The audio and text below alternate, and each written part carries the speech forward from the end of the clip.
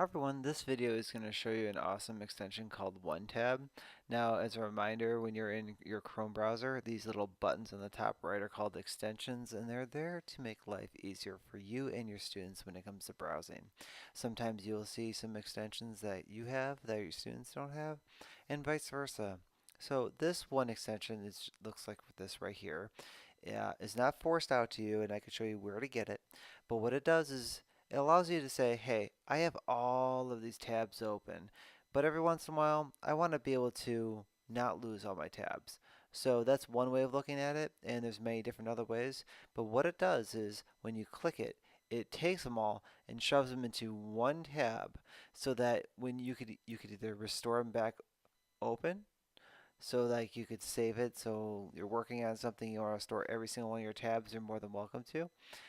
Also, if you click on it as well, what it will do is you could actually give it a name. So you go to more and you can name this group. So you could type it by date. So say I want to say this was 10/20. On 10/20, every time I restore all, that's there. So how do I say that I close that out and that's gone? Where do I go? Well, you could just right click on OneTab, open that up, and then you just click on and it'll show you your saved tab. So at this point you could either A, restore all, or go to your individual tabs and open them back up, which is really nice.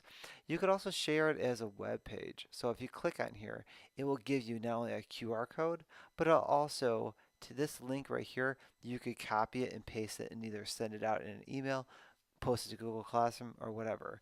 But so this extension is good for you as a teacher, not only for you to be able to kind of say, I have a million tabs open, I want to consolidate it to one spot to go back to it later, not lose all my work, or say you have these all as resources and you want to send them out to your students to be able to see and gradually release certain different tabs open at a time. So if I click on any one of these, it will open up one at a time so I can go back and get into it.